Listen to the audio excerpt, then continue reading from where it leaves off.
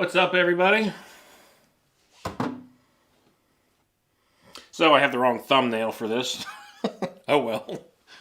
So, what do we got going on here? That my stuff is cranked up. We'll be working on a few things. You guys seen the title on this. We got working on the Typhon 6S. What's up, Bobo? Dan, how's it going, buddies? What's good, Dilber? Reday or what? Yeah. Across the pond. Little different time zones. So anyway, guys, what we are going to be working on tonight, still light outside here, so it's technically today, but we got a few things. We're going to be working on the Typhon 6S. We're going to be doing some M2C upgrades on it. I got the shock valving kit for the Typhon 6S, and I also got a set of standoffs for that, because I did break one of those already at the racetrack, so I'm going to change and upgrade those. Also, I got to put a servo in my crawler because I had to rob it not too long ago, and I might be doing the 20-tooth gearing in the X-Max. I had the 1850 gearing in it right now, but I want to go to the 2050, so finally got that gear in. But waiting for some other parts still for the X-Max. I broke one of the A-arms, and you guys seen that video. Broke the A-arm on the X-Max. I got a set of the orange RPM A-arms for it, and I'm hoping that they hold up. I've heard good things and bad things. I also ordered the RPM hinge pins, the threaded hinge pins for them, so hopefully they don't work themselves out, because I guess that's kind of a common problem with the RPMs, is that, the pins would come out. So I got the threaded ones, so hopefully that's not the case. But I guess we'll find out. But that's what we're going to be working on, so I'm going to get started with the Typhon here. Get the shocks changed out of this thing. I had this thing out today for another little speed run. Guess I haven't even put those videos out yet. But anyway, just doing a few speed runs with the Typhon here, just seeing what we could get out of it. Mostly in its stock form, changing the tires and gearing on it. I ran it on the dirt tires, and I think I hit, it was either 60 or 61 miles per hour with the Typhon up at the BMX track with it. And then I got a set of hoons for it. We'll switch you over to the overhead here so you can see this me a little better. So anyway, so I stuck a set of hoons on it here, and it went considerably slower. I think the top speed was 52 miles an hour. Now obviously they're quite a bit smaller tires than the stock dirt tires, so it makes sense. So today I had geared it up, and I put a 20-tooth pinion in it, and took it back out, and I gave it another run, and we did hit faster speeds than I had with the dirt. Not by much, but a little bit. So, making improvements to it. But the car is just a ton of fun all around. Thing's kind of great. You can take it to the track one day, whoop on it, do some bass session, take it to a racetrack, play with it in there. I've taken it up there quite a few times, and throw some tires on it and go have some fun on the road. Alright, well, I guess we can start taking the tires or the shocks off of this thing. Not sure where my little tiny wrench went to take the little nuts off here for the shocks. I seem to be missing it. I'm wondering if I might have it in my tool bag in the truck, actually. I might have to go grab that if I can't find a socket or something small enough to fit this. So everybody into anything fun this weekend? Heading out anywhere?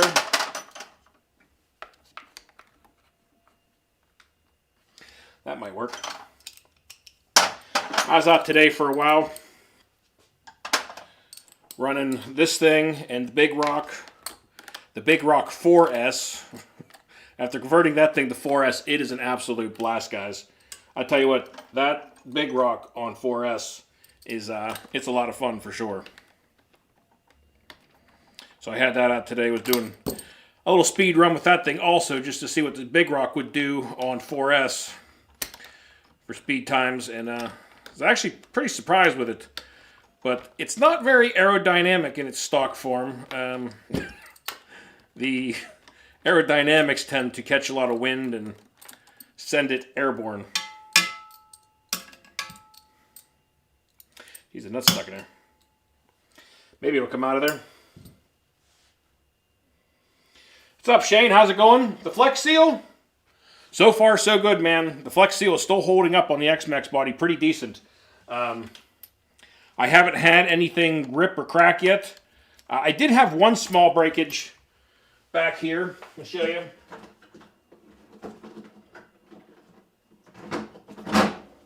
The X-Max is down at the moment. We're going to switch back over here.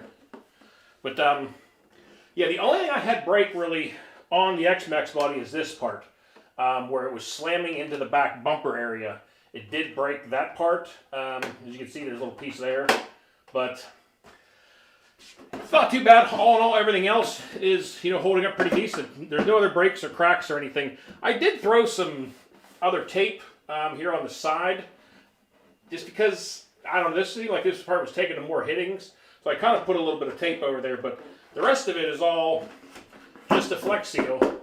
And everything else is holding up good. There's no cracks or breaks anywhere else. But might try the, you got the green X-Max. Nice. That thing is a ton of fun. I got, what's up, Earl? How's it going, buddy? Yeah, I got the X-Max. Unfortunately, the X-Max is down at the moment. Waiting for the A-arms to come for it. I broke an A-arm at the motocross track. And kind of surprised I broke it, but at the same time where it was landing, they had just freshly torn up a bunch of the track down there. They were kind of getting it ready for summer, and there was like big chunks of rock and stuff like that sticking up out of the dirt. And I think that A-arm came right down on top of one of those rocks, and it just basically sheared it right off. Nothing else broke. Everything else is in great shape. The only thing that had break on it. So we'll see how it continues to hold up. Man, these shocks are a lot. Getting these shocks off underneath his wing, man, they're pretty tight. There's not much space. But yeah, I don't know. I gotta look into some different gearing for this Typhon. And Earl, maybe you're probably a good person to ask as far as what gearing you can kind of fit in the stock Typhon. Right now I have a 20-tooth pinion in there and the stock center diff gear, and everything else is stock. But I had it for some speed runs today, just messing around with it. She didn't move too bad. Got it up to, I think, 63 just with the stock electronics, and that's just a normal 50C LiPo. Nothing special. Yeah, I don't know what's with those shock caps. I got a whole extra bag of them just in case. But, you guys seen the video of the X-Max down there at the motocross track. I mean, that thing was coming down from some pretty good heights and took some really hard hits. And that time I had no problems with the shock caps. Nothing broke at all. Just that A-arm. But everything else held together fine. I don't know. I've been hearing a lot of these new X-Maxes with the shock caps breaking like on the first or second run. Not sure what is going on with that. And then people were telling me, well, the ones you buy afterwards are holding up better. And so far, that's holding true. Because none of the ones that I've replaced have broken yet, at least. But we're going to work on the back shocks here first, I think.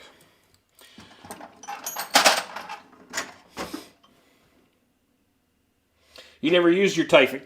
The one car you're not making go fast, and it's the one... Oh, well. Yeah, the Typhon's fun. I'm enjoying that thing. It's just kind of a great all-around car. And, I mean, as far as a basher goes, that thing is just an absolute blast. Been having a really good time down there. Down at the BMX track with that thing. It just flies so nice. I'm going to try not to make too much of a mess of everything here. We're going to take these shocks apart.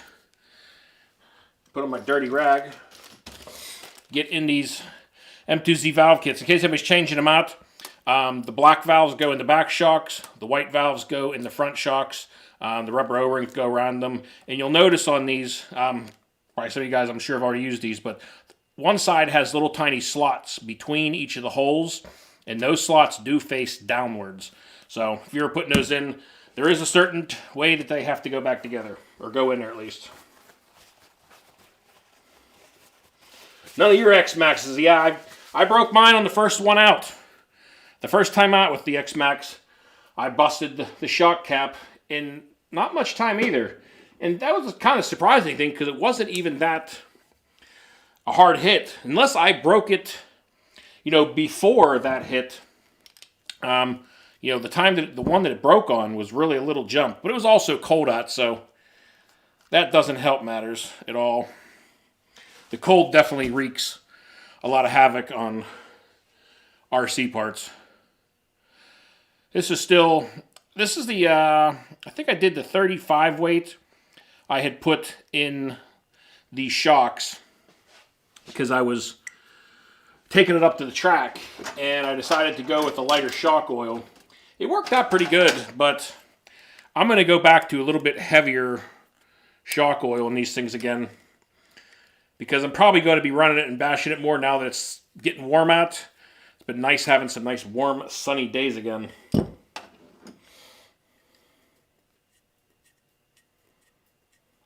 Yeah, that's exactly what I'm hearing, Earl. Is like the newer caps that are out or coming on the new X-Maxes. There's been a lot of people breaking them. I've been seeing tons of them on Facebook and different places, and a lot of people have been breaking these. So I'm not sure if it's just a bad run of them or what's up with that. But gonna get these old. These are the stock pistons still on here.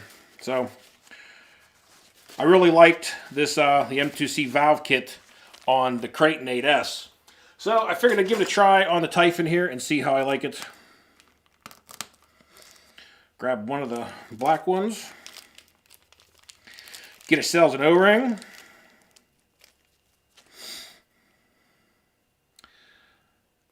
And these ones, I haven't had any of these leak yet. Any cars I ever have put them on.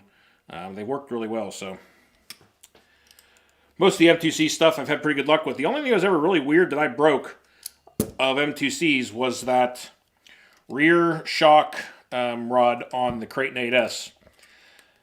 When that one landed, and it came down nice and flat, perfectly square, and that shaft just sheared right off. It was right there, right at the end of the threads. It sheared right off on the Creighton, and it was the M2C ones. Really surprised me. Because I put them on there just because of that, because I figured, well, make them a little stronger so they don't break. And then what does it do? It breaks. But you see the slots face downwards. What that does is on the downstroke, it actually pushes a little bit of pressure on the rubber seals and basically keeps them sealed a little bit better so there's less chance of it leaking. So that's why they're like that. Honestly, when I first used these, I thought it was going to be the opposite way around for some reason. I figured the slots would go up and it would keep better sealed on the upstroke, but I guess coming down makes a little bit more sense. Alright, well, there's one. We're going to get the shocks done on this thing first. And then I'm going to put the servo and the crawler and some different things. What's up, Dave? What's up, Colby?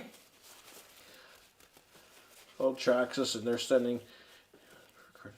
Yeah, I thought about calling Traxxas about mine and seeing if they would warranty it, but honestly, when it broke, I just went on online and just ordered another set real quick. I probably should have called them, but I didn't know how long that was going to take, and I wanted to get it working. And I'm going to, if I break any more, I'm going to order the aluminum ones, I think, just to not deal with it anymore. I don't know if there's any downsides to using the aluminum ones. I'm not sure if it would cause any other problems or some other stress on something else. It's usually what happens. You put an aluminum part in somewhere, and all it does is sometimes cause more stress on something else.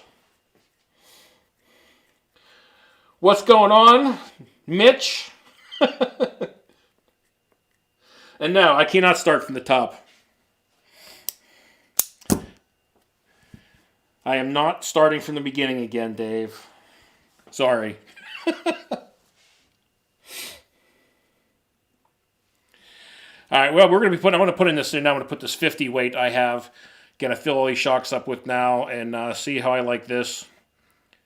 Not going to go. I was going to put like 60 or 70 weight in it, but I decided I'm going to go with 50 because it might be kind of a good medium. I mean, I was beating on it up at the BMX track with the 40 weight in it, or the 45 weight in there. Well, it had 40 in the front and 45 in the back or something like that. I don't remember what I put in it now. It was something like that. And it actually worked pretty decent. Wasn't quite as stiff as I'd liked.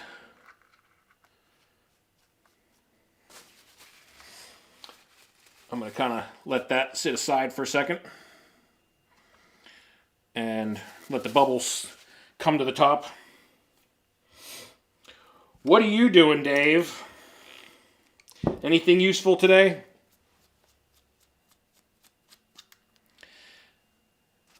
Dave is a co-worker of mine, works in the same field as I do in the television. Usually giving me a hard time.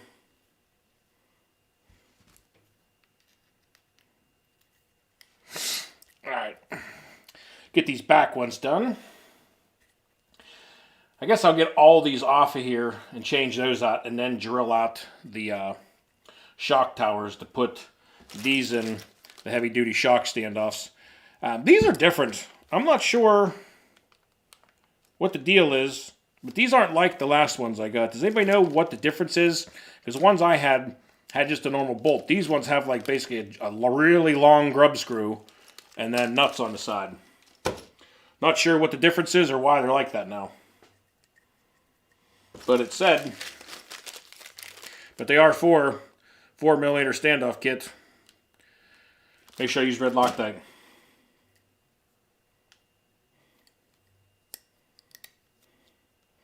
What do you do, Earl? I can't remember if we've had this conversation before. For some reason, I feel like we have, but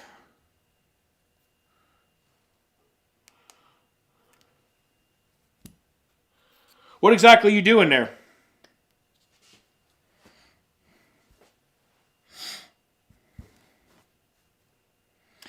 All right, I'm not going to get these old ones mixed up with the new ones.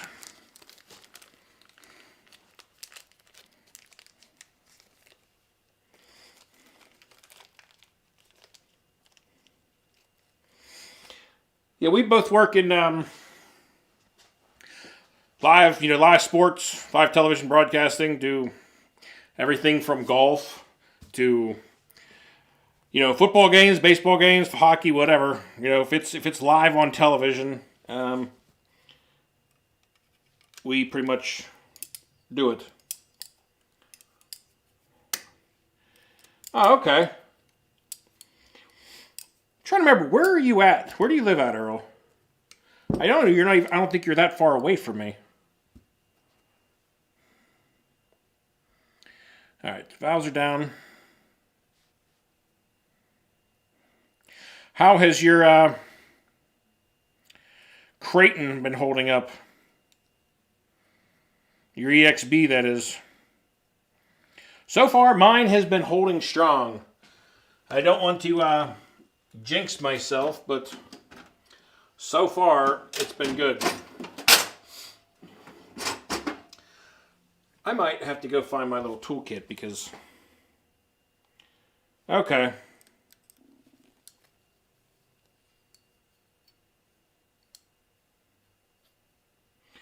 On Why Women Kill... on Why Women Kill TV show. Nice. Well, maybe they kill because their husbands bought too many RC cars.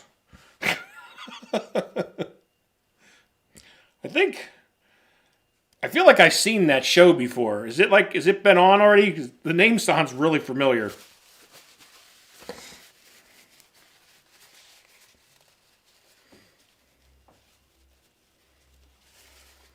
Yeah, the EXB's been great. I haven't got to run it yet since even putting the new fans on it because it was been cold and nasty, and then it just got nice out, and been kind of just having fun with a few other cars at the moment, but I do want to get that thing back out here and give it a good rip. But the last time I had it out, it's been running really good. After putting that, no, it's not the only thing contributing to it, but between the limited slip differential that Horizon sent me, the new version, and the hot racing differential case on that thing, it's been solid. I mean, I haven't had any problems with that or the V4. They've both been holding really tight. I did break the rear wing on my V4. I had a good crash with it, but they're always an easy enough fix. Let's see if this thing is settled. First season with Lucy Liu. Yeah, we're getting ready to head to this coming week, the end of this week coming up here. I got to head to Tulsa for dog races. Never really did too many dog races, but apparently there's some dog races in Tulsa, so we're going out there to do that. And all that fun stuff. It's been nice, though, finally getting back to work, though, because the way everything has been, all the craziness, things are finally picking back up again, and sports are happening. So that's definitely a good thing. It was nice having a little break, though. It just got a little bit longer than I really planned or thought it was going to. Went from, oh, be home for a couple weeks. It was like, oh, awesome. You know, get to be home for a few weeks. To almost a year later. But, all right, well, we got one done. The bubbles have floated.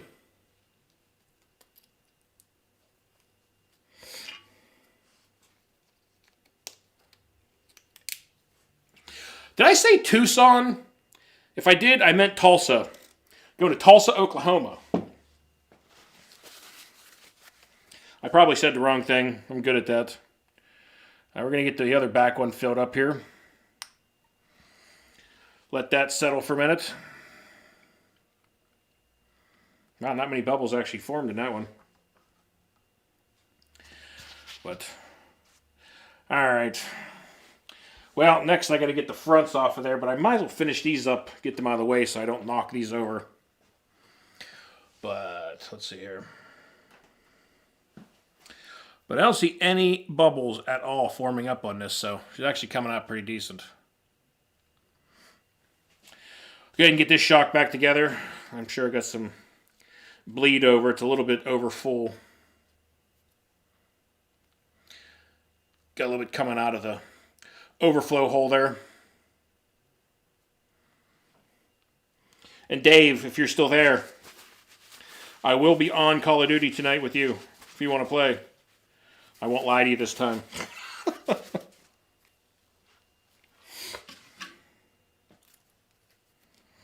All right. Got the back ones together. They feel really good. Valving kit is nice and smooth. This valving kit, the M2C Racing valve kit for the Creighton 8S, helped that car immensely. I mean, the landing and the way that that thing takes a landing now, it just completely changed it. So, if you haven't put it in yours, I'd definitely give it a try because, like before, that thing was, you know, bucking and kicking pretty bad on the back on landings. You get that back end, it would just kick itself up pretty good in the rear. And after changing it to the M2C valve kit on that thing, it just made a huge improvement on that thing. Well, I guess we will get the front off of here now, so that I only make metal shavings once and not working on the shocks again. So I'll have to drill out the shock towers.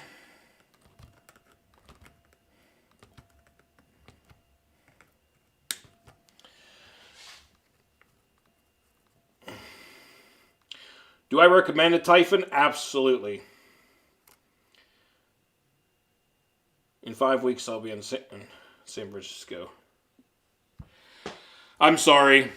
The San Francisco, you know, I've had really, really bad luck in San Francisco working on shows.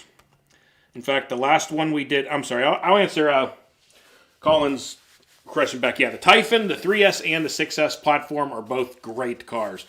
Very great. They handle great. They jump really nice. They're very stable, very controllable. The durability-wise, you can't beat it. The 6S is an absolute blast. It's really fast, jumps really nice. I mean, this thing just flies through the air with ease. So, as far as the Typhon, yeah, I would definitely recommend it because I also have the 3S version here. This is my 3S Typhon, and then this is the 6S down here I'm working on now. But that's why I got the Typhon 6S, is because I had so much fun with the 3S one. I figured if it's the same car, but just a little faster, it's got to be a good time, and sure enough, I was not disappointed at all. This thing was an absolute blast. It's just a very versatile, all-around fun car. Now this time, I got to remember to actually put the lock screws back down on these front pins. Because the last time I put these in, I put them in and then forgot to screw them down. And I was doing the first speed run with this thing, and the pin fell out and the car just cartwheeled for quite a good distance. Yeah, San Francisco, the last time I was there for a show, we were doing some... It wasn't even like our normal type of stuff. It was some sort of shoe unveiling. Not even a shoe unveiling. I don't even know how to explain it. All I knew is at this big shoe store place, and they were doing this thing with the big, some people coming in. Anyway, long story short, it was the first time I ever was working on a television, broadcast that it got shut down. Like, I think we were half hour, 45 minutes from airtime. And we had what the heck's it called? The local county people, a bunch of police people showed up, and they all came in and told us literally, if the truck doesn't leave and we don't move, then they're going to be sending everybody to jail. So, needless to say, everybody packed up and got out of there. And that's the last time I've been in San Francisco, and I don't want to go back. We set up for an entire, probably a good, 12, 14 hours that day. And then, minutes from airtime, get told it has to be packed up and gone. All due to the truck was invading, I think, like 4 or 5 inches of a bus lane. And it was just like the first initial part where the white lines and stuff started. I know, this has nothing to do with RC. I apologize, guys. We're just talking with Earl, but... So, yeah. Anyway, Earl, yeah, I hate San Francisco. Sorry if anybody's from there. Just had bad luck in San Francisco, work-related. What's up, Tortured RC? How's it going?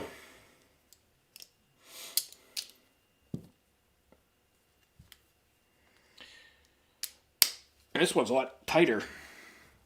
We are changing out the valving kit. We're putting the M2C Racing valve kit on the Typhon 6S. And putting the M2C Racing shock standoff kit on it.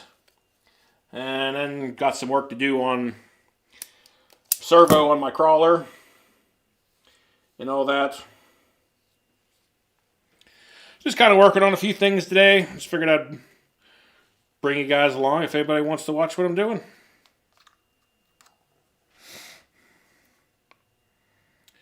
Amazing how dirty the shock oil gets, how quickly. Like, this stuff is not old at all. It's only had a couple runs on it, and it's already got a pretty good brown tint to it. Now, am I blind? Oh, there it is. I can't find my other shock. We get the Typhon back out of the way here while I do these, and then we'll start dismantling the shock standoffs. Alright, I can get that out of the way. I don't know why I even saved the old shock oil. Never really put it back in anything usually. Alright.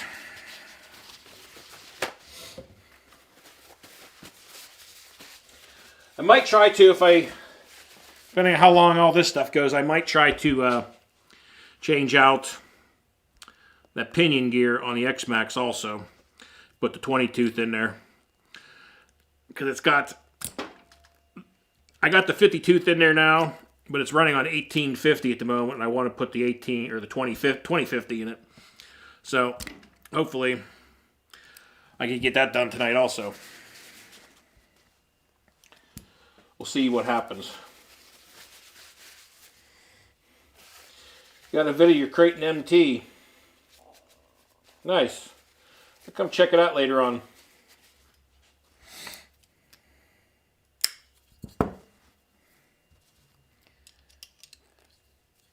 Really need to go get my...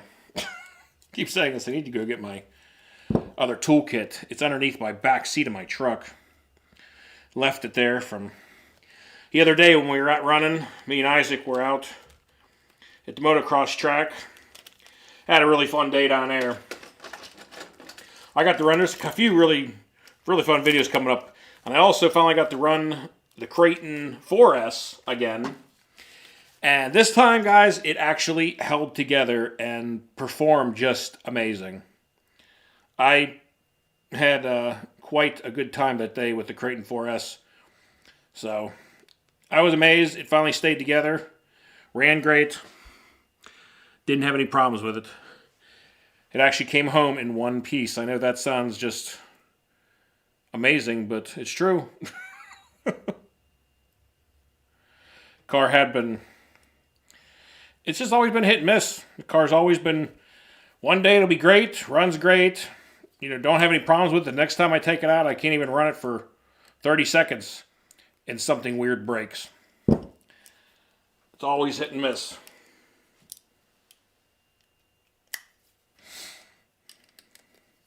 Definitely curious to see what this thing's like with these valving kit on there.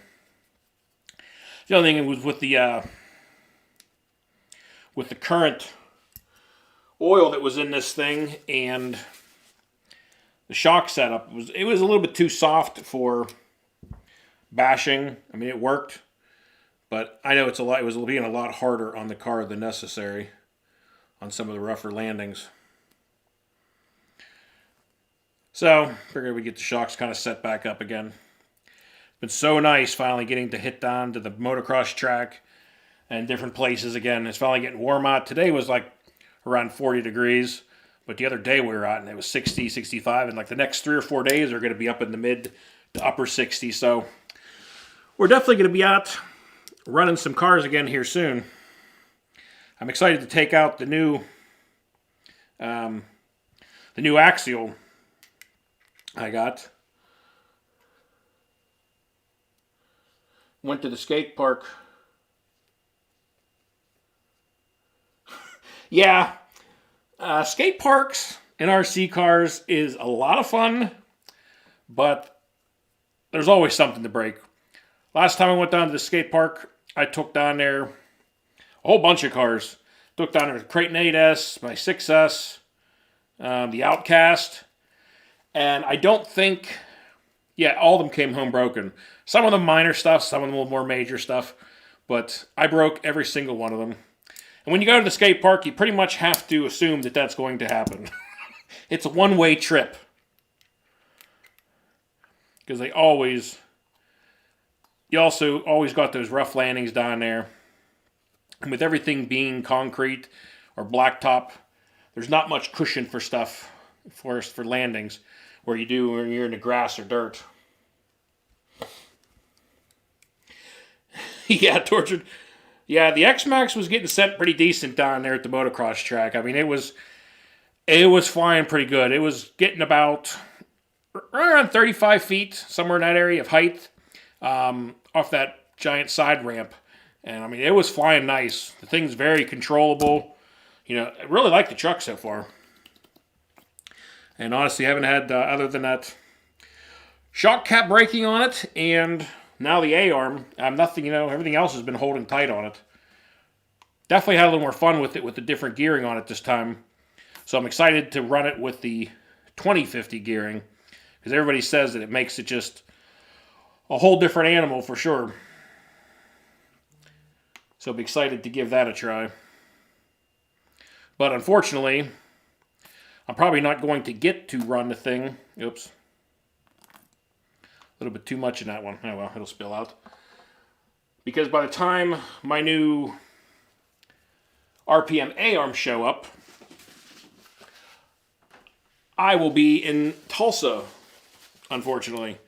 Because they're not showing up now until Wednesday or Thursday, and I gotta leave Thursday, so I'm not gonna get to mess with the X-Max before I leave again. So, get to mess with it when I get back, I guess. Alright. I'm gonna let those settle for a second.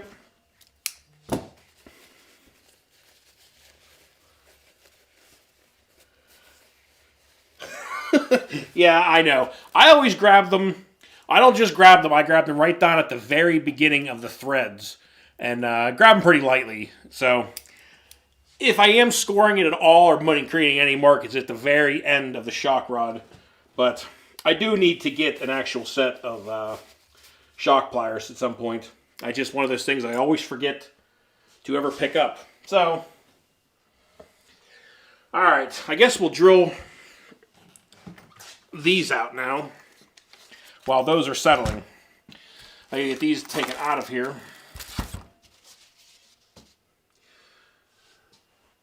I gotta get the old standoffs off. Been working on Isaac's Creighton 6S down there that he busted the heck out of the thing.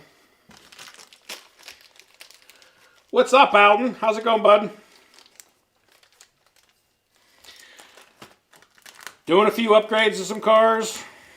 Fixing some broken stuff.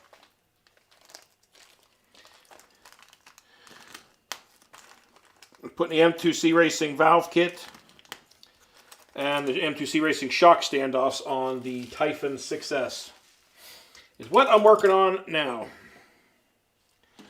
Alright. Well, there's my 2.5.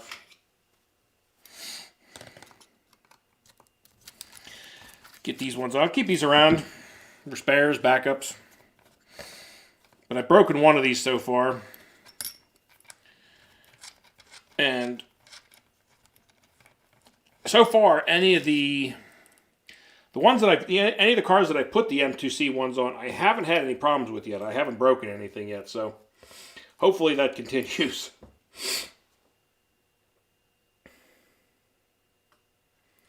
Yeah, I like these shock standoffs. They hold up a little better.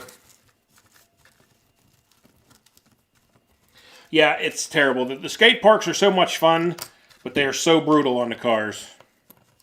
It's like if they only had padded landings, it would be great. But usually you're always landing, on the top rail of another ramp, or landing back down in the bottom of the bowl and breaking something. I don't even know how many chassis. I mean, when I first started running the 3S's down at the skate park, I think that one summer I probably went through probably 5 or 6, 3S, the composite chassis. Just kept snapping them in half, breaking the backs, busting them in half. The Creighton 4S that now has its 3rd chassis underneath that thing. I've broken them a number of times. You think, eventually just learn my lesson and stop. And I know it's rough, but like I said, the skate parks are too much fun. And especially the new one we found. I mean, that new one down there is just a blast. I mean, the first one, that has a nice big bowl to it like that. And the place is just great. Been having a really good time down there. Now, does anybody know why M2C went to this other setup here? Or am I just did not see when they did this? Because the last ones of these I got, you guys in the overhead. The last ones of these I got did not have this gigantic grub screw. It was just, this was part of it. And, I guess now if you snap this, maybe you could get that back out of there and get just these. I don't know. But, I gotta get some Loctite here. I guess I'll get all these Loctited. Find the ends. These are all the ends. Little dab of red Loctite.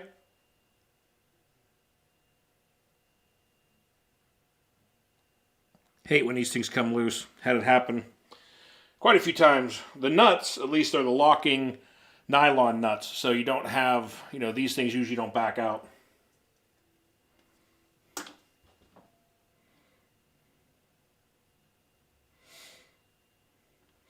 So you've broken a few of those too. Yes, I don't know.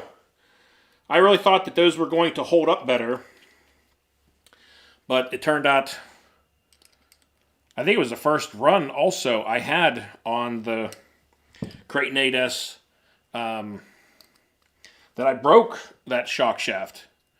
I was kind of disappointed. And honestly, I threw the stock one back on it for the time being, and I haven't broken that one yet, but I haven't broken any other ones yet, so guess it's all in the landing. That's one thing you always hear. Everybody complaining about this broke, that broke, and it's like, it's all depends on the landing. Now, that Creighton 8S, that shock shaft broken. I mean, that car couldn't, you can't ask for a better landing. And it still broke, which was what part surprised me, I guess.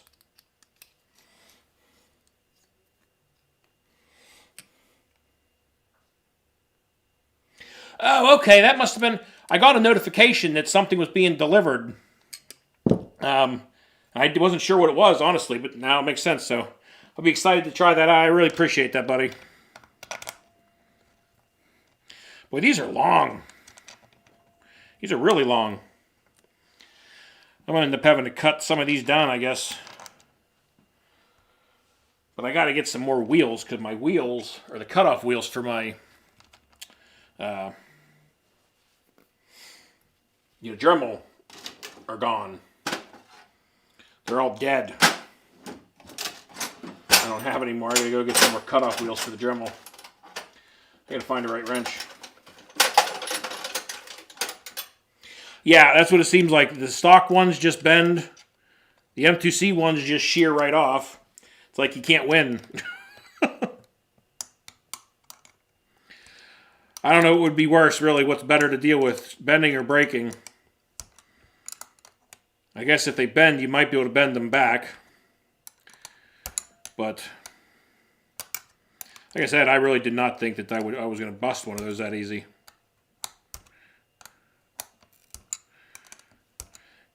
Got to get the 10 miles of screws here on this thing. I should grab another wrench. Should probably need to. What I need to do is still get my toolkit out of the car.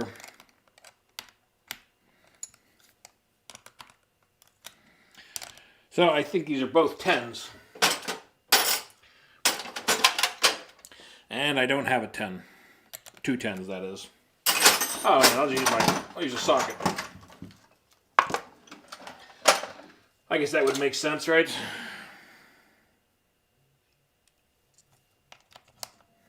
There we go. That'll be a little easier. Work smarter, not harder, right?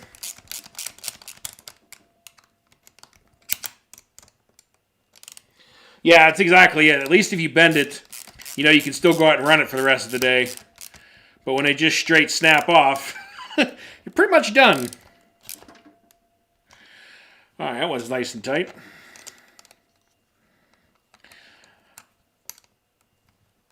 I'm hoping to take out, I want to head out, hopefully going to head out tomorrow. Now, why is this not fitting on this one? Fits on there. These are both the same, right?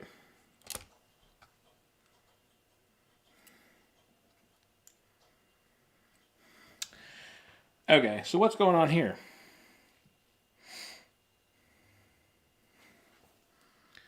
They both look identical, but yet the machining on 2 of these is slightly different. Wrench doesn't fit on that one. This one fits perfect. This one it doesn't fit on, but this one it fits perfect. That's kind of bizarre.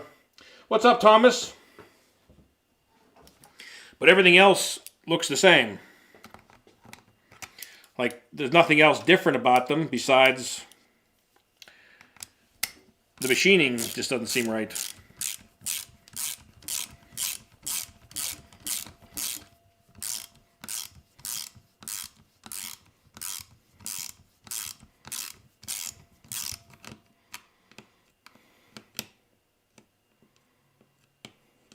What's up, no parts?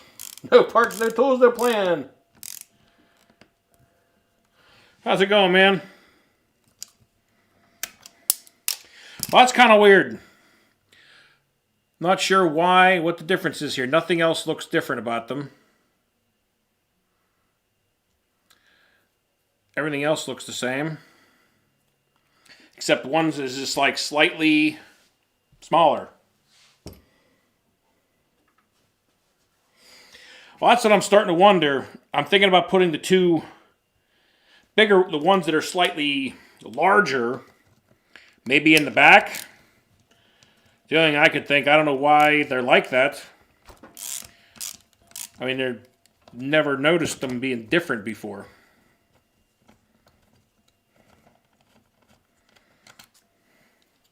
But we'll go with that.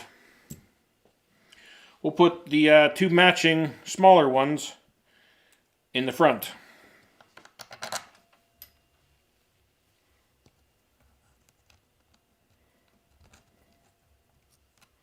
Yeah, I got some M2C stuff. I just put the just finished putting the M2C valve kits in the front and rear shocks here. I'm letting the fronts, actually the fronts are pretty much ready to go back together. But I put the valve kits in the front and rear here on the Typhon, and putting the M2C shock standoffs on it. I was just running into weird because they're very close, but the one is slightly bigger than an 8mm, like just a hair. But there's two of them like that, so there must be a reason for it. But we're going to put the two slightly bigger ones in the back. What's up, Build It, Break It, Fix It? Are you working on anything tonight? We're always usually working on stuff at the same time.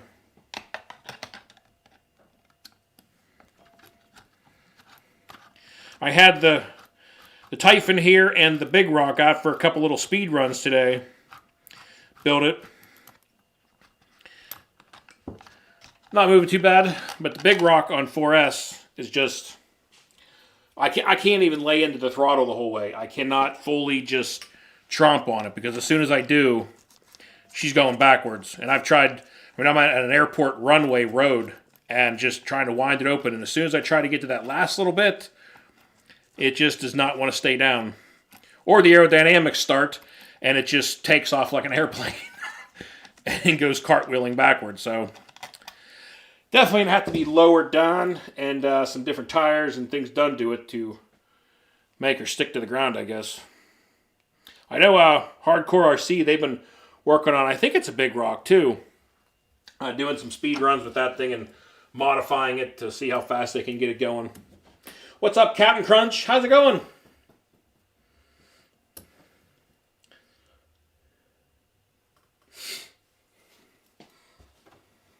Yeah, the Big Rocks are a good time. They're always fun. Always have a really good time with those things. Trying to get this thing. All right, bring you guys back over here for a moment. Well, I got the fronts are mounted up and tightened. I'm gonna go ahead and drill out the back now. Get the back ones drilled out for these now. At some point, I might put some different shock towers on these, but I've bent the ones on the Creighton a couple times, and I've just pulled them off, hammered them flat again, and kept on rolling, so haven't worried about it just yet. The stock. The only good about the stock stuff, at least if it does break or bend, you can take it off and ponder flat again and keep on going. So definitely one benefit to it. Get the back ones mounted up here. Luckily that Loctite wasn't dried yet, because that one came apart in the wrong order. Just fixed my Creighton 4S. Wanting to do some glue to fix the wheels. I can't find any videos of. Pride fails you. Wait a minute, you're trying to find, what are you trying to get? Glue? Trying to find glue or get your tires glued?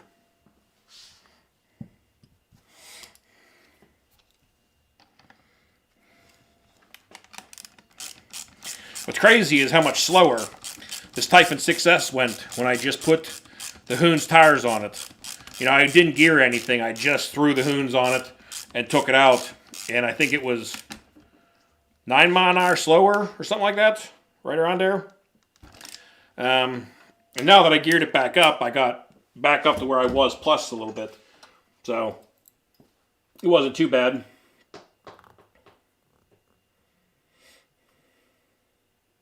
With changing my diff oil...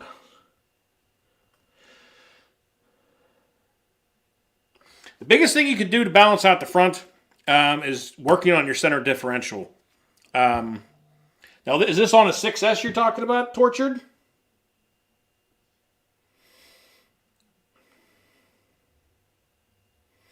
Because if it's on a 6S, all the 6S cars, as far as any of my bashers, I've always just been sticking...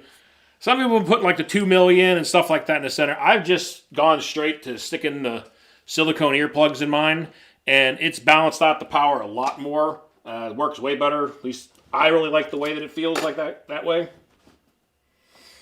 Oh, the Big Rock. No, I mean, when you're dealing with a slipper like that, I'm not sure what would be your best bet to balance that out better. What about you, Earl? Do you have any ideas on that one? Anything that's ever worked for you?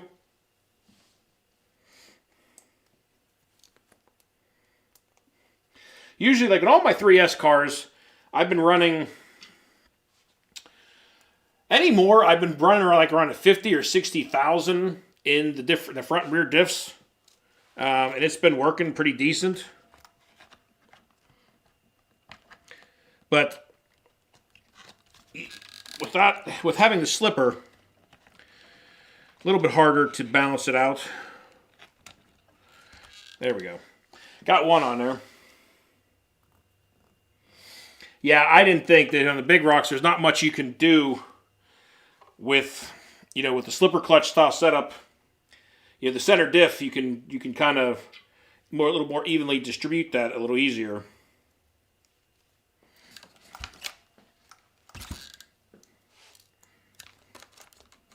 Yeah, because trust me, I know what you mean. I mean, my Big Rock running on 4S, I mean, I'm getting a lot of ballooning, and it's rough. Boy, these ones are tight. There it goes. But yeah, because like today when I was running that thing, I mean, I had some major balloonage. When those tires started really ballooning up, I was making it really squirrely and harder to control. Wasn't making it real great. But, because as soon as one side started ballooning up, it started pulling more to the other, and it would just dart off. So it was a little bit rougher for sure. I gotta use...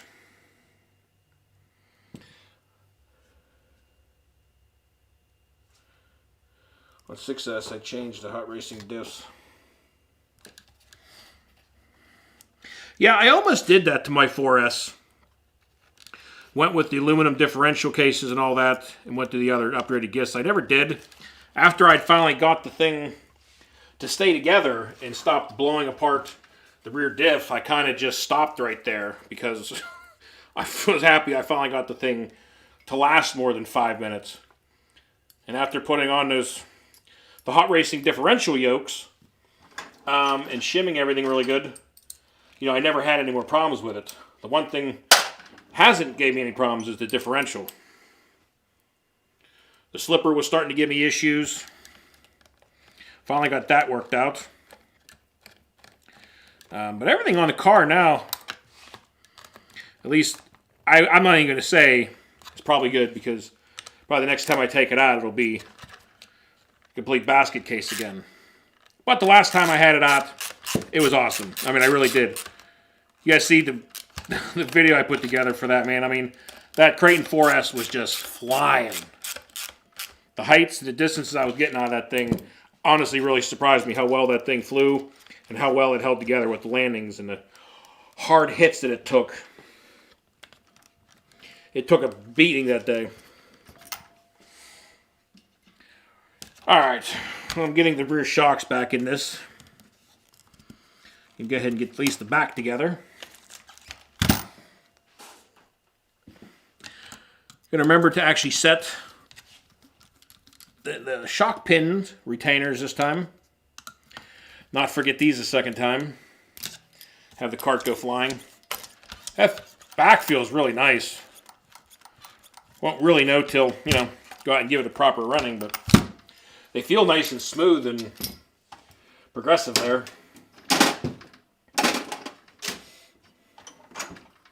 It was a pain.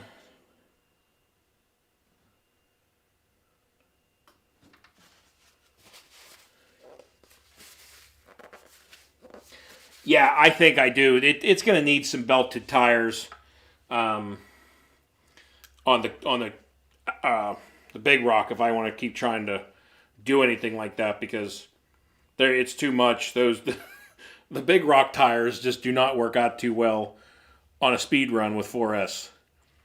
It's a little bit much for it. But just putting the shocks back together here. Got them bled out. Alright, I feel pretty good. Next one. And that'll pretty much do it for the Typhon. And I'm going to get working on the crawler, the Everest. I just got to put a servo in that thing. Not too much, but my rear servo I had to rob. I don't remember what it was for. I want to say it was for the Creighton 4S.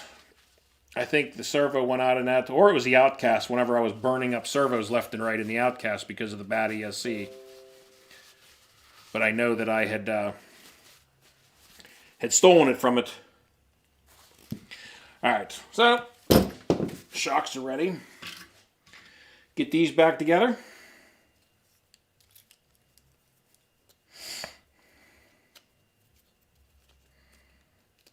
Alright. Fronts feel pretty nice.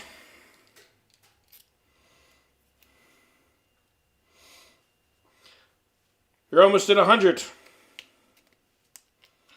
Nice, no tools, no. So did anybody get to see this picture?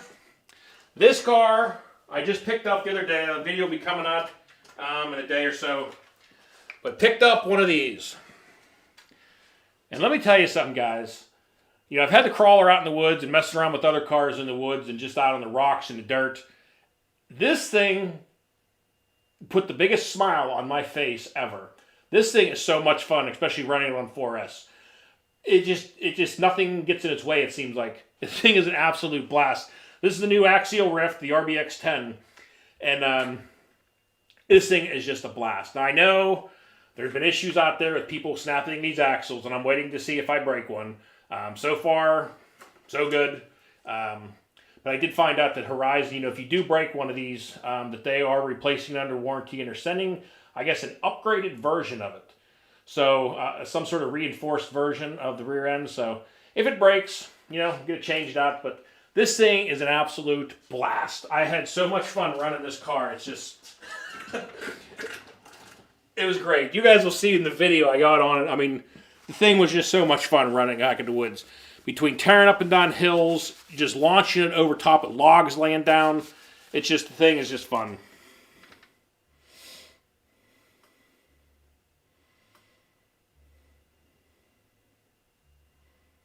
Yeah, I heard the laser nut, some of those different cars all had the same issues. But I figured, you know, I knew that there were some issues. You know, there's people having some problems with the axles, but I mean, what car doesn't? You know, I was just having this conversation with a friend about this, and it's like, you know, people are like, oh, I ain't going to buy that because, you know, this and that. But it's like, every car is going to break. It doesn't matter if it's the first version, the second version, or the 20th version. there's stuff that breaks and is going to break on the car, especially if you actually run the thing and beat on it or crash it. You know, stuff's going to break on them. It doesn't matter what it is or how many versions of it are out there. So it's like, I wanted to give one a try, have some fun with it. And so far, I mean, it's been having an absolute blast with that car. I can't wait. I'm going to probably take it out tomorrow again because, honestly, it was just so much fun. I think I'm going to head down to the motocross track with it. There's some really rocky, hilly, really nice, like, steep bank cutouts and some areas down there that I think will be perfect to run that thing in. So the plan is to take that thing down to the motocross track tomorrow and give it another run. Because it looks like it was just a ton of fun. It's a really fast crawler, basically. It runs on 4S. They do around, on 4S, around like 40... I've seen people around them between like 40 and 42 mile an hour on 4S. And jumping the thing, I mean, I was not jumping at huge jumps, but, you know, maybe getting it about, 5, 6, 8 feet off the ground. And I mean, the way that it jumps and lands is just... it's just a lot of fun. That's all I can say. Had a really good time with it. I'm really glad I got it. If I break something, I break something. I've broken something on every single car I've gotten. Look at the EXB. That was the first thing. Had the rear differential dilemma for a while. That's got sorted out now. It's a fun car. So, they all got their flaws, their weak points, their strong points. Big thing is just enjoy them. If they break, set them aside, fix them up, go have fun another day. But... there's the Typhon. Suspension feels really nice on it. Very smooth. Much smoother. Like, it's more equal now than it was before. So, we'll see how she runs next time. I might throw the dirt tires back on this thing because next time I run this is going to be at probably at the motocross track or the BMX track. So I think I'm going to go ahead and throw the dirt tires on it real quick while I'm working on it, because I might take it down to the motocross track tomorrow also.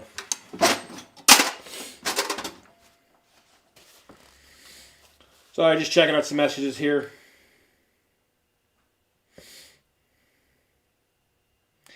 That's exactly it. Have fun. That's what the hobby's about. It's having fun, guys.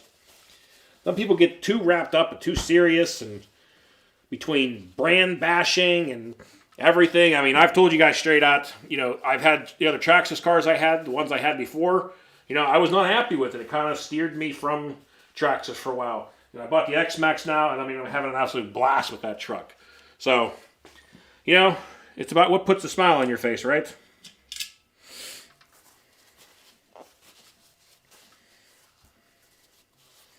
We're come to Jacksonville. I just left Jacksonville. I was just in Jacksonville for 9 days. I just came back from there, a few days ago. You should get back into RCs. No parts, no tools, no plan. Exactly, Thomas. Whatever puts the biggest smile on your face. So it drives me crazy sometimes. It's like, I get on some of the different, Facebook, group sites, with different RC stuff, and, try to post up some pictures, videos, and stuff of things going on. And sometimes it just drives me crazy because you get on there and, you see people posting a picture or asking questions, and it's like you start getting all these people on there bashing the car that they're asking a question about, or telling them to go Google your problem. It's like, guys, aren't we supposed to be helpful and try to help people out? Instead of giving them a hard time and telling them their car sucks? I mean, kind of seems ridiculous to me. Sorry, I put my tire bin back here. But these are the stock Typhon 6S tires, which don't really have much run on them at all yet. I ran them, I think, once.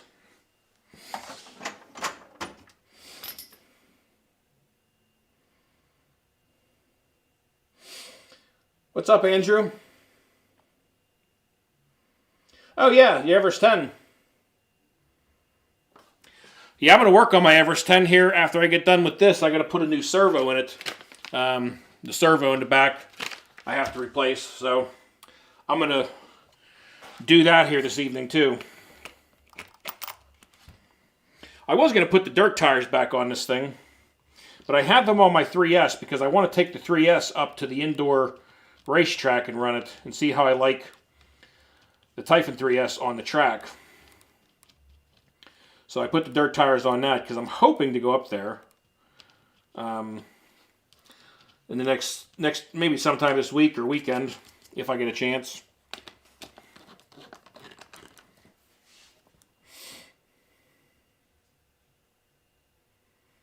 Yes, that's exactly it. Some people are just on there, are just angering me, and then it's like, it kills me because you get people on there that post a picture, you know, people ask a question and they start bashing like, oh, well, what problems did you have with yours? And they're like, well, I don't own it. It's like, well, how are you speaking upon this car that you don't even own or never even had? Well, I've seen other people with videos about it. It's like, how about you speak upon your own personal experiences and not everyone else's? I mean, it's always good to take information and advice from people, but I don't know. I think you guys know what I mean. What's up, Froggy? You just got back from the hobby shop. Oh, you got a granite. Dude, those things are so much fun. I have beat the living snot out of my granite, and that is one car. See, guys, I almost forgot to put the screws back down on the front shock pins again. It's exactly what I did last time and caused this thing to crash. But yes, those granites are a blast, Frog. Those things, it's amazing the punishment that those cars will put up with. We'll stick the hoons away for a little while and go back to some knobby tires on the Typhon.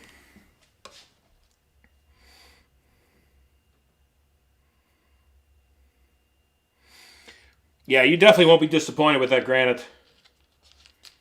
I've had so much fun with mine. I haven't ran mine lately. I need to take it back out again. Been kind of just messing with so many other things and different cars going on at the moment. I need to do like just a 3S day where I take the Typhon 3S and the granite. Well, now it's the only 3S car because now the Big Rock's 4S. But I could run it on 3S. But the Big Rock on 4S, like I've already said a million times, is entirely too much fun. Alright, well, the old Typhon 6S is ready to roll again. Suspension feels really nice on this thing. Really does. The suspension feels really nice and smooth. Take it easy, no parts.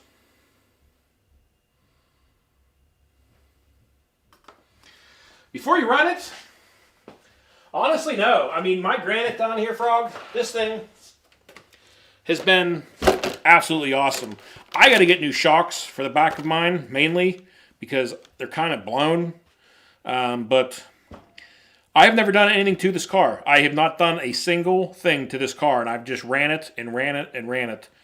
The only thing I ever broke on it was one of the tabs on the ESC here. And you can kind of see my little rigging job on ESC. I used a gigantic zip tie and went across and held it down there. And I mean, it won't move anywhere. And since it goes up over top, it's not restricting the airflow too much. But I've never had it come loose again, so it's held together. And like they say, if it works, it's not stupid. But yeah, I mean, this thing, I got to get new shocks for this thing. But besides that, I've never done anything to it. And it's just continued to roll. But now, we're going to bust out the old Everest 10. Get the servo back in the back of it, because right now it only has front wheel steering, and my rear wheel steering servo is pulled out of it. The Outcast ate that servo up.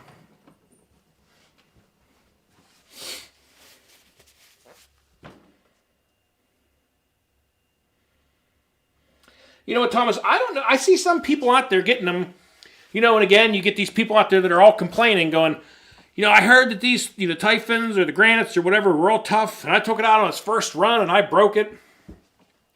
You know, I mean, there's no cure for bad driving.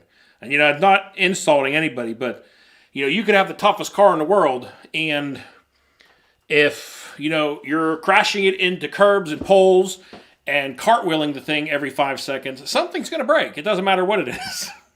So, you know, that's why a lot of people that, you know, have asked me about, you know, running and, you know, starting to learn how to drive. It's like, don't go try to send it. Don't try to go full throttle right off the bat. Learn air control.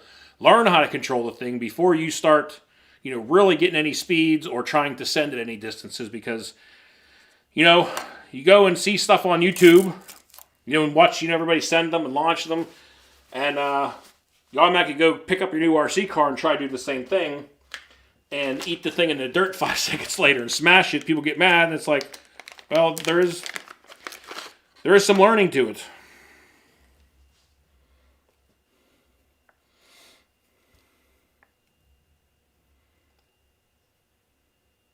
What's up, me, him, RC?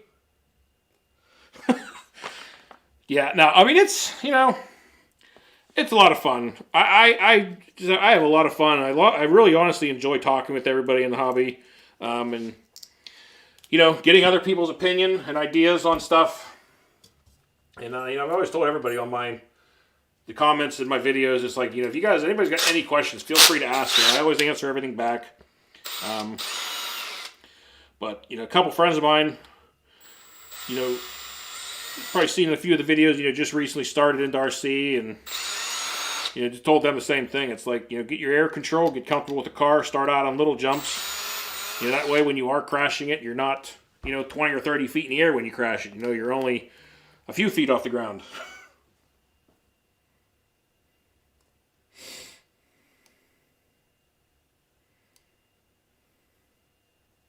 I still have a single. See, get warmed up. Get used to it.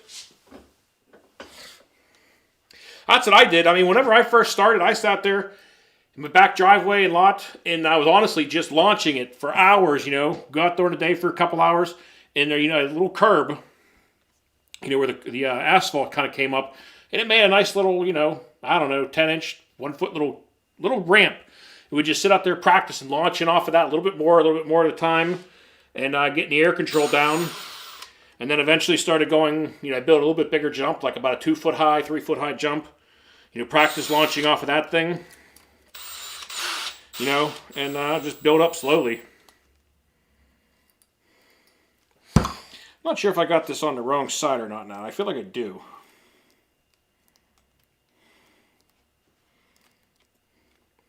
For some reason I kept thinking the servo wire always came out over there.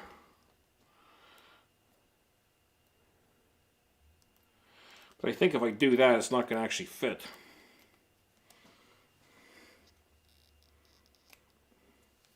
Yeah, I guess it looks right. Trying to line up the servo horn. Make sure it looked like it was going to fit right. Somehow I always thought that the wire, of course it may have been a different servo also. Yeah, that's what I did, man. Just start out in small jumps to get used to it and get comfortable with it. Get used to how the thing acts in the air, how much air control you have with it, because every car is different.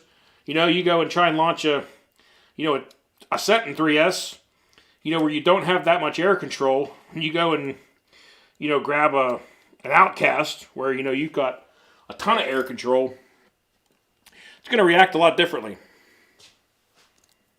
And you go try to correct, you know, an Outcast like you're trying to correct the Sentin, and then you're going to be pulling, you know, 2, 3, 4 backflips in the air.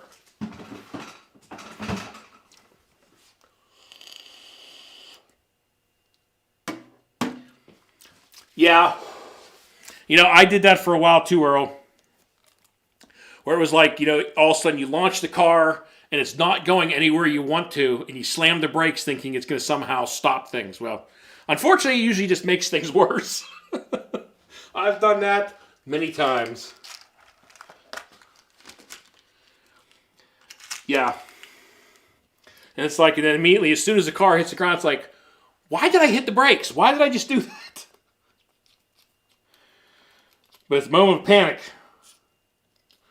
The moment of panic. Especially when you see, you know, a new car or something like that coming crashing to the ground. Never a great feeling.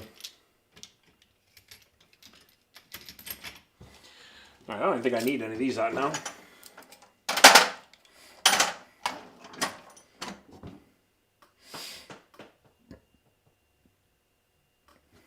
I know. You start yelling at yourself mentally. Why did I just do that? But your brain's sitting there automatically trying to correct what your hands just did. And it doesn't work out very well. Bench is still all messed up. The other day, I was trying to bind my new controller, the DX5 here. I was binding this to all the cars that I could, and I bound it to my Kraton 8S and the new Rift and my Big Rock. Anyway, I was trying to set the Kraton up. One of these moments I wish I would have had the camera rolling, because I had the Kraton 8S up here on the bench. I'm trying to bind it, and I was having a lot of problems binding it, and it wouldn't go through the whole sequence of all your endpoints and everything. Well, I don't even know what I hit on the controller, but all of a sudden the Kraton 8S just took off. Not very far, luckily, but took off and slammed into my toolbox. I mean, oils and stuff just went flying everywhere in the air. I actually dented in the front of the toolbox, the handle here dented in a little bit. But I don't even know what I hit on the controller. It was something on the keypad that I was going through. But it sent the Kraton 8S full speed into the toolbox. And let me tell you, it made a mess. Everything went flying and jumped and fell over. Not a good time.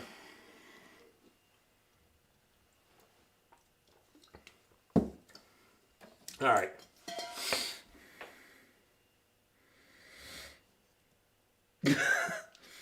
Oh yeah, Dave. Been working out every day. This has been my workout for the last couple days. Get your wrists strong, you know? Get your arms pumped up. Works pretty good. You should try it. And then you get lots of this exercise with the drill after you've broken everything. Pretty good. Pretty good exercise.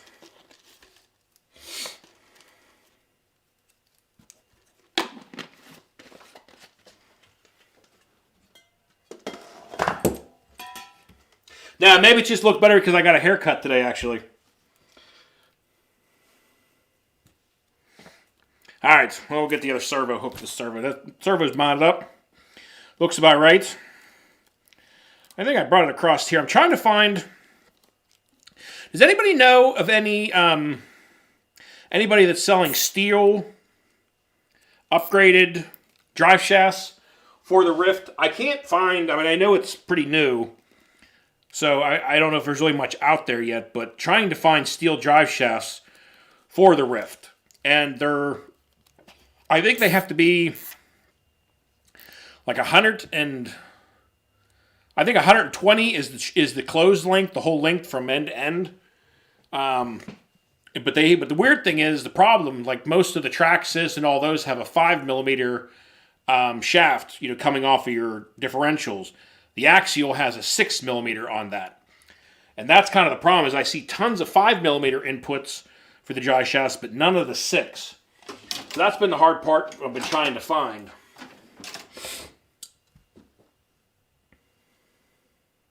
So, question.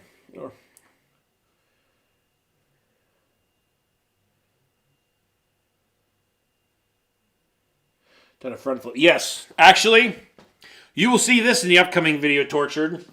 It was the, I want to say the Big Rock. We were just out at the motocross track, and I was launching off the side of the jump. It got all crazy in the air. I spiked the brakes. It did a front flip, and then of course at that moment of panic in my brain, I then floored it, did a back flip, and then still managed to land. I mean, it was. I mean, I'm gonna admit it was definitely probably 90% luck that I landed that thing. But I pulled a front flip first, and then did a reverse back flip coming back out of it, and it was pretty cool looking though. But yes, definitely have done that a few times.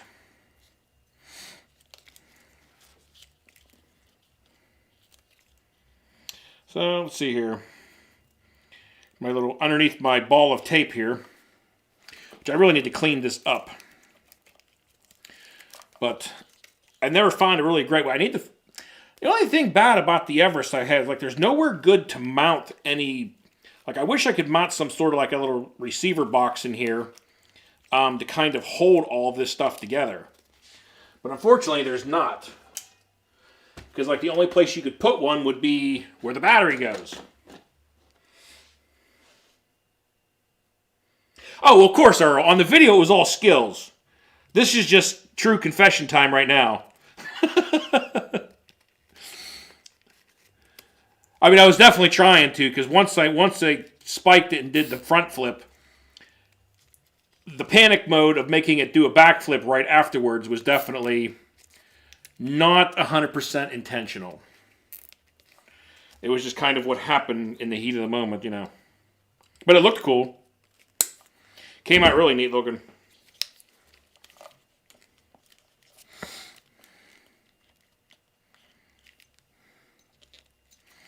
Yeah, I gotta figure out something better to do with all this. I don't know what. No really good place to stick all of this. Because nothing. None of it really wants to fit together too well.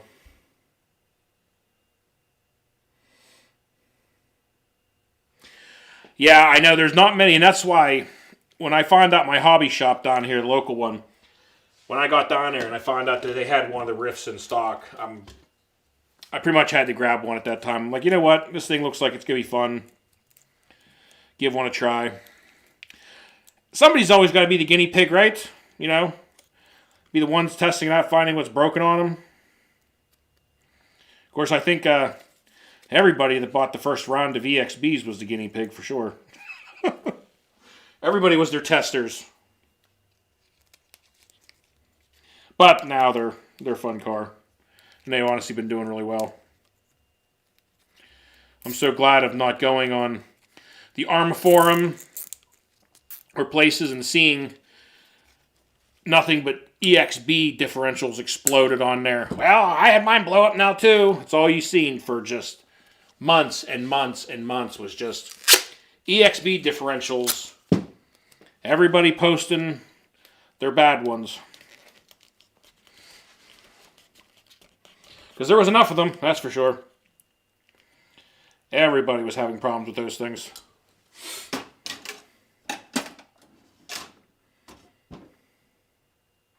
Yes, repent. That's funny, man. Yeah, you know, don't feel like there's... I can put my garbage can closer. Terrible. I can't get to my garbage can over there right now because I got too much stuff set up out front here. Alright, well, I guess we'll throw a battery in this thing and see if the four-wheel steering works on it again. But I also got to remember which controller is on this car. I think it's this Fly Sky GT3. I'm trying to get everything off of this controller. I had everything off of the Fly Sky controller for a little while until I started burning up receivers left and right. And then I had to resort back to it. Go ahead and see if this thing comes back to life. So I had everything in this thing. The EXBs, Wrestler. There's the Everest. Alright. Oh, geez. She almost went flying off the table. But we'll see if the steering works. Yep. She got steering again. The Everest is back in action. Maybe I'll take this down to the track too. I'm just kind of have a fun time with the new Rift and this thing at the same time. But it does look like I need to adjust this. Oh, you guys can't even see that probably.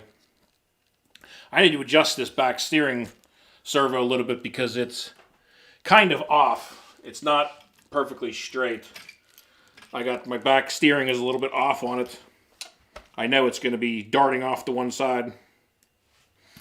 So I'll just try and fix that now. So I'm not having to correct it a whole bunch in the endpoints. So let's slide this off, turn this a little bit.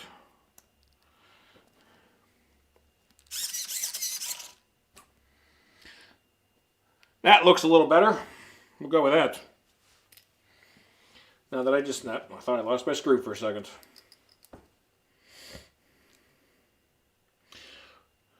1/5 scale EXB should be safe from major issues because most of the truck is the same as the Dolan. You know what, Tortured? I'm really curious to see. When I was down at my hobby shop, they have one of the new Creighton EXB 8S, the 1/5 scale rollers. And I was looking at it. And I didn't buy it, obviously, because number one, I already have a Creighton 8S. And I already started ordering parts. I got the rear tie rod links for the back wheels for the EXB on it, and something else. I remember what the heck. I ordered a couple EXB parts for it, just because I don't see any point in buying a whole another roller when I already have that one. When I could just slowly, again, upgrade the stuff that breaks on that thing. Maybe to the EXB stuff or just the M2C stuff or whatever I want to do. But I'm not going to go out and get another roller at the moment. Maybe someday. Never say never. But at the moment, it's my Creighton 8S. It's fun. I enjoy the truck. It's a great time to run. However, I'm noticing that whenever I really want to do something stupid, well, I'm not going to say that. There's things I'm noticing immediately with the X-Max that I can do with the X-Max that I really, really wanted to do with the Creighton 8S. However, the Creighton 8S doesn't like them as much.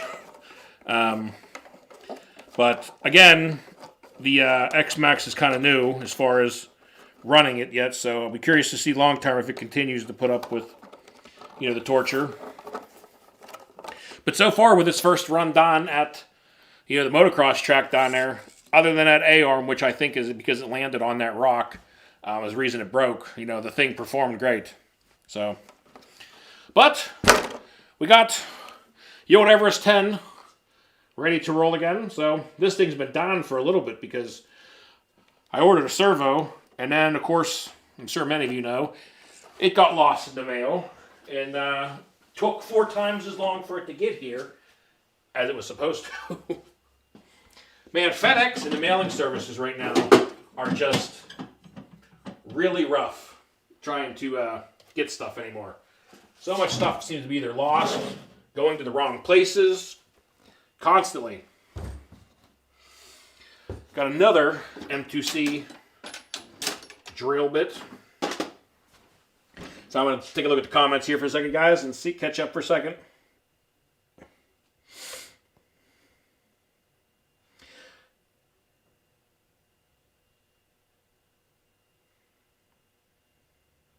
Yeah, Frog, I would love to do the brushless version. I got the Everest 10. It runs on 2S or 3S, and even on 3S on that thing. I mean, that thing's just, for a crawler, for the stability of it and handling, is plenty enough power for sure. And that's why I figured that Rift would be perfect because, it's kind of like a crawler, but it handles way different. The stability of that thing blows my mind. I mean, on the banks I had it out on the backwoods over here, the thing just stays glued to the ground. I was really impressed with that thing.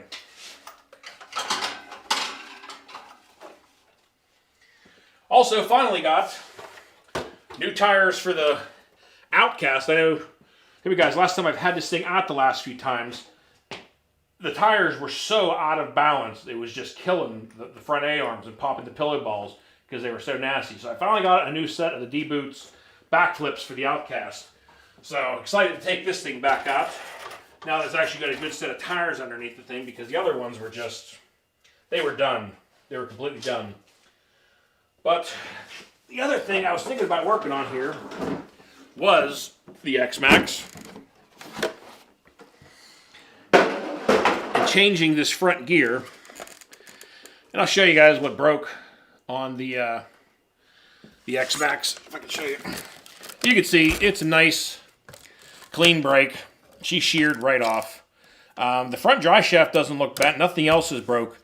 And you know, the landings that this thing was taking, I was really surprised at how well the suspension was sucking those up, because some of the landings sounded kind of rough. But the bottom of this chassis is barely scratched. I mean, it's got a few marks, but you know, the suspension really sucks up a lot of those hits for sure.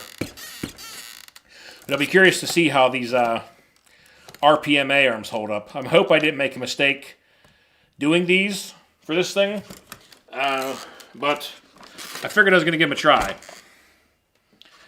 We'll see how well they hold up. I've had mixed feelings about the RPM A-arms on certain cars. I don't like them really on the 6S cars. I do like them on the 3S line. But we'll see how they work out on the X-Max. Like I said, I also got the threaded hinge pins for them so that they don't back themselves out.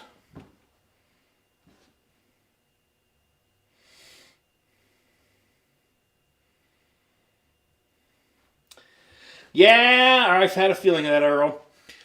Talked to a couple people. You know, they said as long as you use their threaded hinge pins, they're pretty decent. You know, that was a big complaint, I guess, with them, that they were constantly causing, you know, the hinge pins would come out of them. So I got the threaded hinge pins so that they don't work themselves out.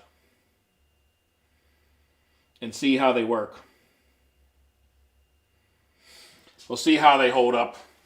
If they break, they don't hold up, they give me problems, I'll change them out. But I figured I'd give them a try. They are the orange ones too. They're the RPM orange hinge pins. Or, not hinge pins, but A-arms. But we'll see how long they hold up. But I guess I'm going to go ahead and change out the pinion on this thing. So I'm going to get tearing apart on this. Actually, I'm going to use the drill because I feel like this thing are winding all these out by hand at the moment. And that's probably hard to even see, so I'm just going to switch back to this for the moment. I've only had this thing apart once so far. I changed out the center differential, or changed out the center differential brace. I put a brace on the center differential, should I say. You know, so I braced that center diff on this thing with that two-piece center diff brace that has a bearing, two bearings that ride on the center diff. So hopefully it helps keep that thing together and not bending as easily. Yeah, I'm running the 2050 gearing is what it'll be now.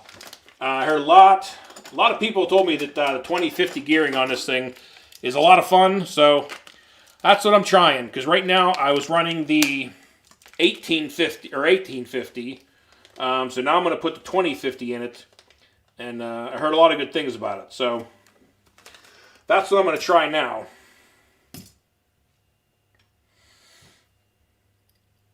But I got a number of gears for it at this point, so if I want to, you know, go up or down on it at this point, I can at least do that. But I guess I got to get it flipped over and loosen up the motor.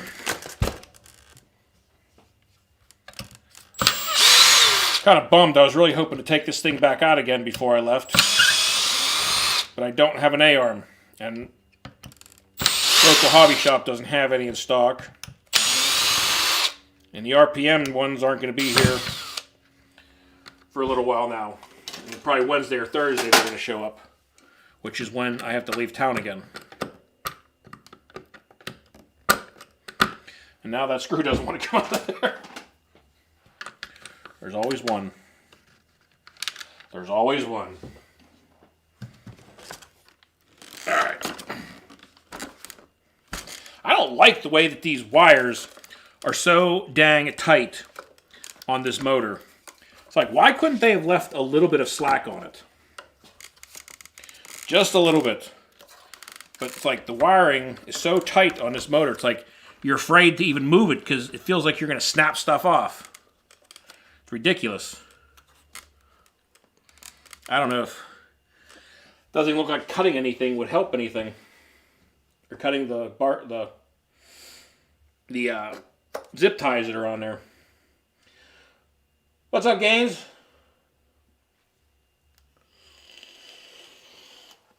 All right. Well, we'll get the get this pinion off of here.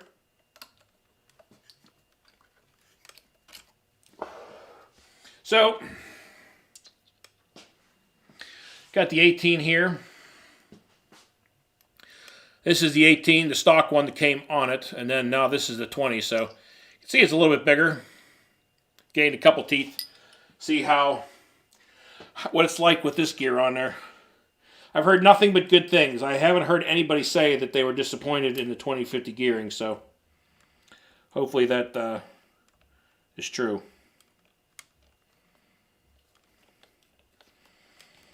Get this one cranked down. Shift a little bit on me there. Come on. Without snapping the tip of my driver in there. Alright, well, easy enough to change out.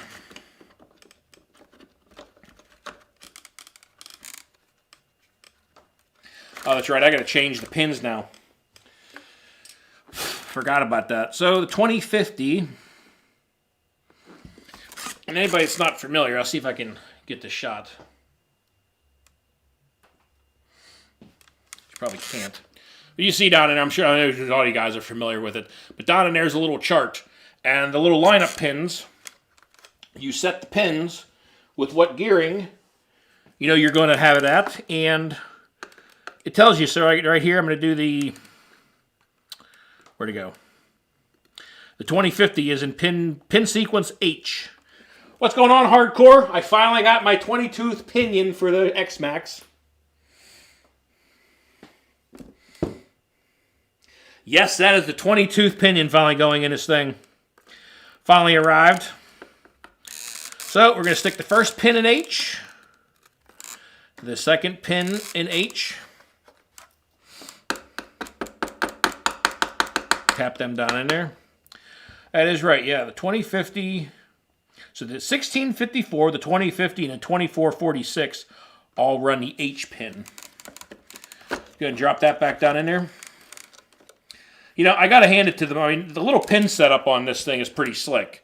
That you can see what pins, the gearing, and it's like there's no messing around with your gear mesh. I mean, not that setting the gear mesh is hard, but it definitely makes it very easy and convenient. I will definitely say that. It's kind of slick.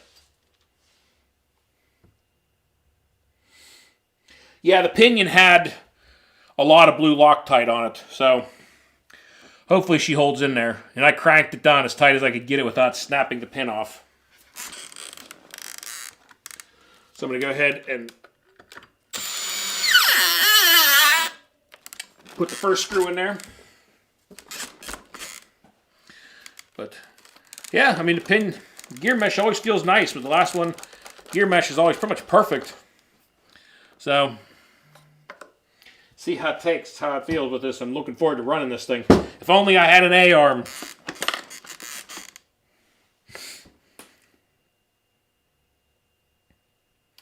Oh, you're Bonnie on your okay.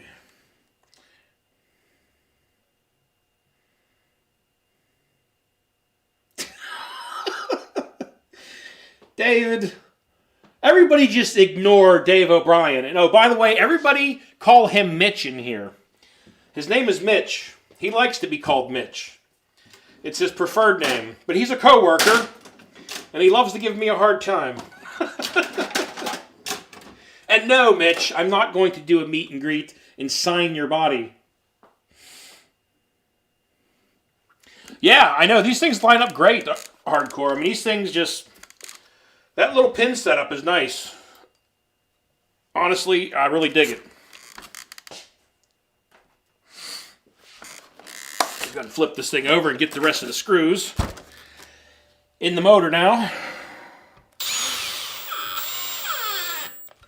I'm almost all the way tight.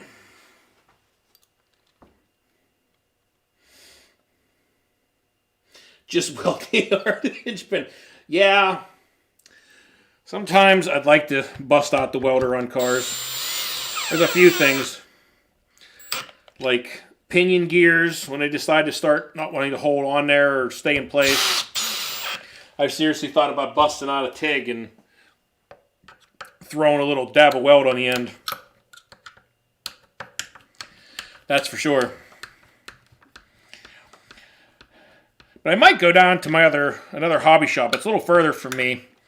But I do have another hobby shop about 45 minutes away from me that I might go down and see if they have an A-arm, the stock one, just so I could run this thing this weekend. Because I'd like to take it out with the new gearing and see what it's like. Because once I leave on Thursday, I'm going to be gone for like about a week and a half, almost 2 weeks, I think. So, I want to play with the X-Max with the new gearing. Poor wheel's just flopping around. Yeah, the gear mesh sounds good, feels good. We're going to go with that.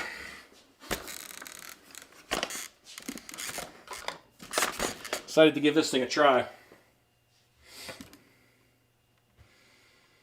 What's up, Tegrity RC? How's it going, man?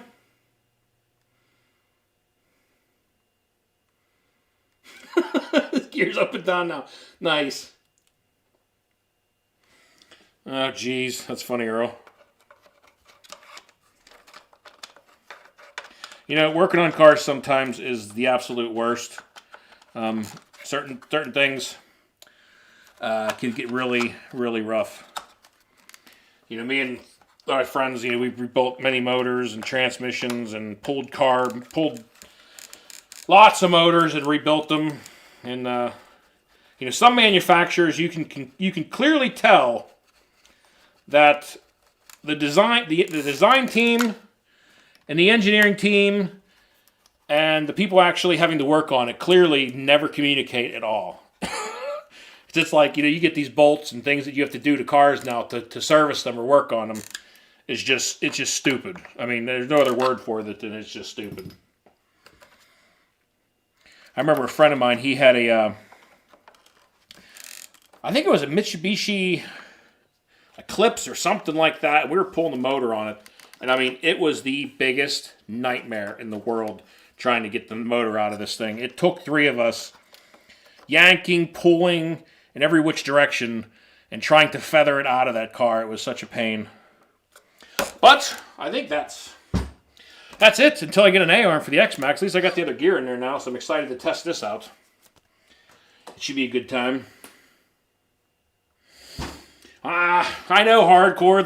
The A-arms, I wish I would have. I don't know.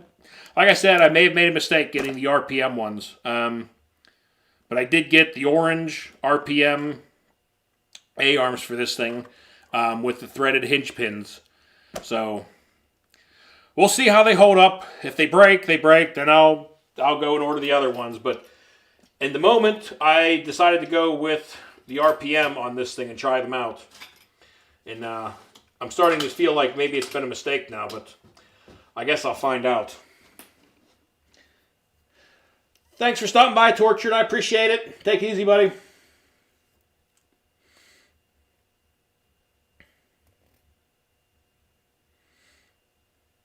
Yeah, so the places these guys make stuff, it's just like they design something and then they say, well, can we make it work? And so somebody else probably has to say, well, we can, but you can't service it or it's going to be a nightmare to service it. And like, oh, who cares, you know?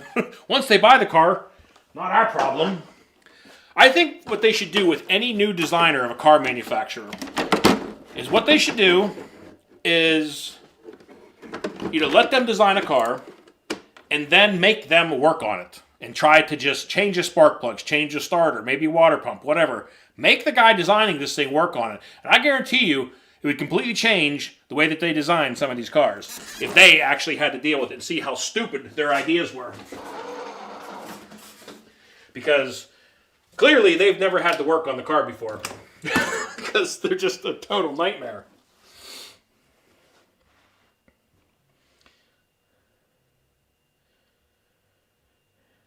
Anyway, it's not so much that they break. I think it's more flexible. Yeah, see, that's what I heard about, these RPM, or the RPM arms for the X-Max was that, there wasn't the problems with it. A lot of people had issues with the pins coming out. So that's why, everybody suggested that make sure you get the threaded hinge pins. So that's what I did. I did get the threaded hinge pins for them. So I guess we'll see how they hold up. If they turn out to be problem childs or breaking or things going wrong, then we'll change them out.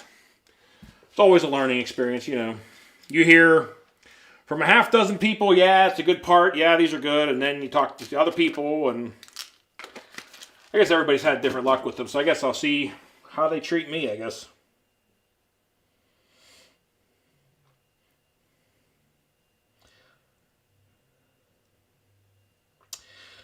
What? My mother is my sister. Interesting name. Yeah, I think honestly all this is hardcore. I mean, I'm sure you've experienced the same thing. You can, if you take everybody's word and what experiences they've had with cars or certain pieces, and implement them, you never kind of get the experience. Everything works differently for everybody depending on, their driving style, their bashing style, what they do with them. Not every part and every situation is the same for everybody. So, but I think that's all I got to work on really tonight, guys. I was just kind of messing with the Typhon mainly and wanted to get the gearing changed on the X-Max and get that up and running. So I think we got everything else pretty good to go. I get my X-Max parts in, that thing will be back up and running. But now, got the Rift, got the Typhon. Everything's actually running and operational now except the X-Max, which is a minor part, so not too big of a deal. But so far, this really liking this transmitter too, guys. I know a lot of people mentioned this to me before, but I really like this DX5. It's really got nice control to it for sure. But I think that's going to probably do it for the evening, guys. We go out and do some other running around and go out and grab some dinner, I think. So we're looking at, I don't know what time it is here. It's almost 7 o'clock. Yeah, me too. I think I might run down to the other hobby shop in the morning and see if I can find another A-arm just to throw on it for the weekend. I'd like to get her up and running.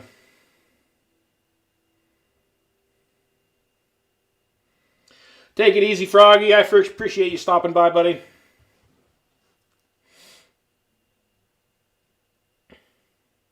Yeah, I know. That's the other thing, Earl. The RPM stuff, it's like, when it gets really hot out, I've noticed more issues, at least for me, with the RPM stuff, because it gets so flexible that you start having, screws pop right out of it and pull out of the stuff. It gets too soft. So it seems like there's definitely a certain temperature that the RPM works the best in, but I don't know. We'll see how long they hold together. But I've noticed on the really hot days that's when I was always ripping the screws out of the front of the shocks. They would always pull out during the really hot days. And that's when I got the extra, the twice as long screws for the front shocks to hold them into the A-arms, and I never had them pull out again. But they were always giving me issues.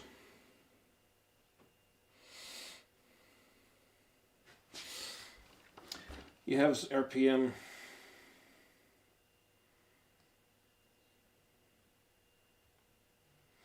Well, I have a set already coming, and I really appreciate that, Earl. I really do. But I do that. The set's already ordered. I already ordered them and paid for them and everything at the hobby shop, or I'd probably take you up on the offer. But just checking out some of your comments on here real quick. What's up, Joe?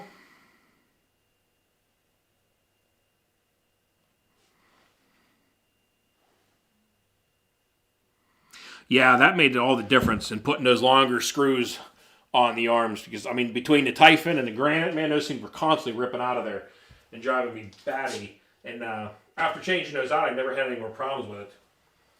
But I'm debating. The Typhon I'm going to leave, I guess, the gearing on. I still have the 22 gearing on that thing. But I'll take it out and see how I like it in the track. Might give it a little more speeds, take it down to the motocross track or the BMX track because I want to take it back down to the BMX track now with the other gearing. And I turned the punch up to 8 on it when I was messing around with it today with the speed runs and trying to see what I could get it up to. And it didn't really change it too much. Oh, also, hardcore. You've seen this video. I had the Big Rock out today. Messing around with a couple little speed runs on it after I put the 4S ESC in it and running it on there. The thing is, gets up and moves, but I'll tell you, I'm sure you probably experienced the same thing. Running that thing, on the 4S system with stock tires do not work very well. That thing was catching air and going airborne, and the tires were ballooning so bad. It is hard to control, and that thing was so squirrely. Trying to keep that thing in a straight line was next to impossible.